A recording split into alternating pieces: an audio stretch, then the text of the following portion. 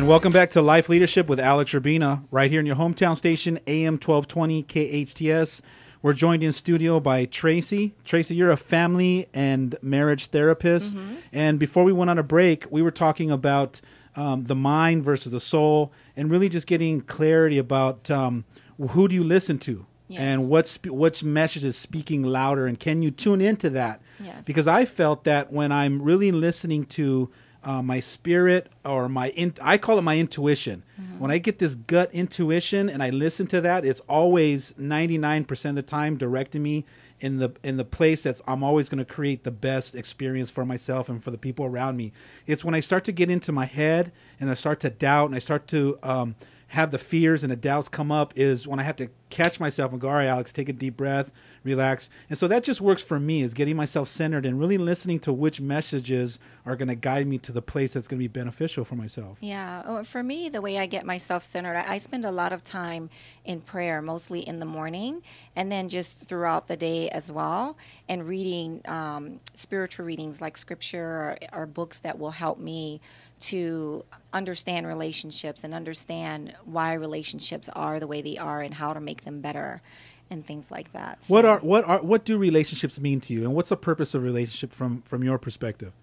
It community, camaraderie, just not being alone. Like, we weren't meant to be alone. I mean, there's a scripture in the Bible that says it is not good for man to be alone, and so to be in relationship with someone is to have a one-on-one or a grouping, if it's a family or a work gathering, but just to not be alone, to be able to give, to be able to receive, to be able to love and receive love and things like that, because that's what we were created for. What does relationships mean to you?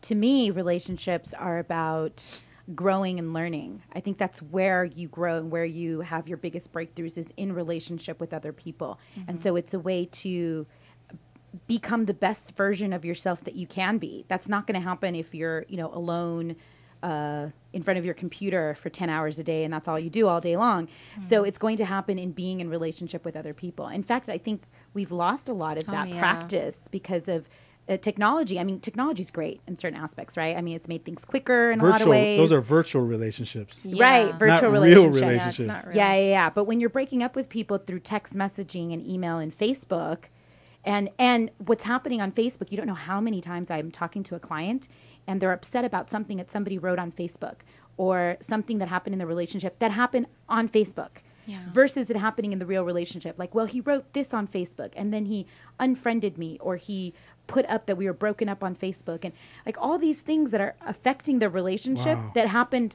online that that didn't happen in quote unquote front conversation. And with Facebook, you don't get the whole story. Like, I once heard someone say that Facebook is you're looking at someone's highlights, the highlights of their life, instead of everything that's going on in the background. So you're comparing your background to someone else's highlights. And so it's like you don't get the full story. You don't get the full picture. That's such a true point. That's such a good point. Because no one's going to put on Facebook, I just lost my job, me and my wife can't get along. The whole story. Yeah, the they're whole only story. going to put the glossy things. Yeah. Mm-hmm. And Alex, what's relationship mean to you?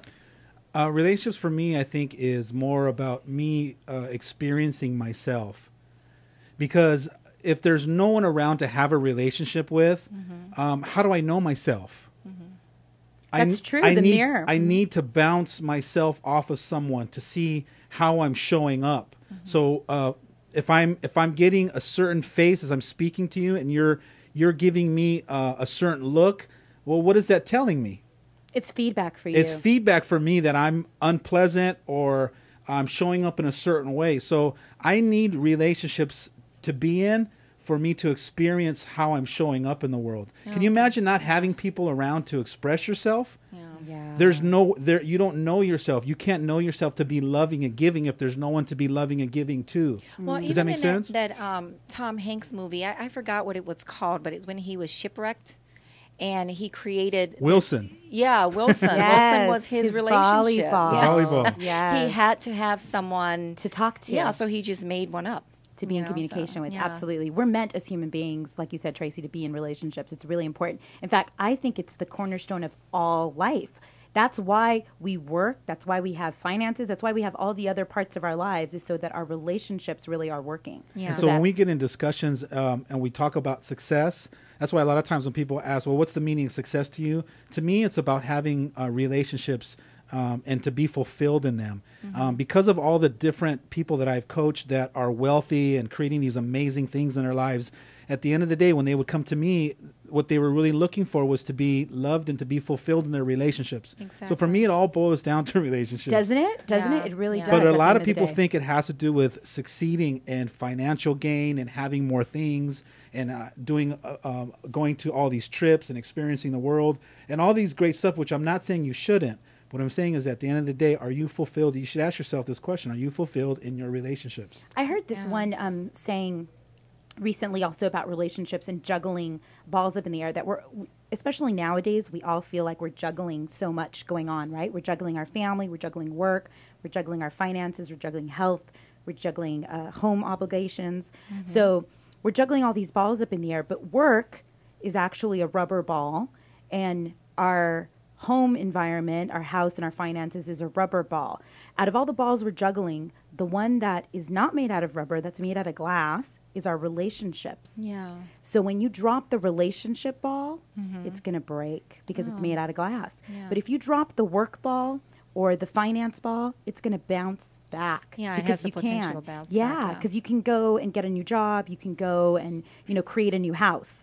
The relationship, the breaking of a relationship is going to be much harder to put the pieces back together of that glass ball. It's possible to put the pieces back together. It just takes a lot of care, time and attention, and a willingness to look at, how did I contribute to this brokenness? And looking at your own brokenness and, why do I have this brokenness? What has contributed to it? And how do I get back to feeling whole? And you got to be committed to that relationship also. To work. Beautiful. So when we get back from break, let's talk more about how to heal our relationships and make them whole again. Yeah.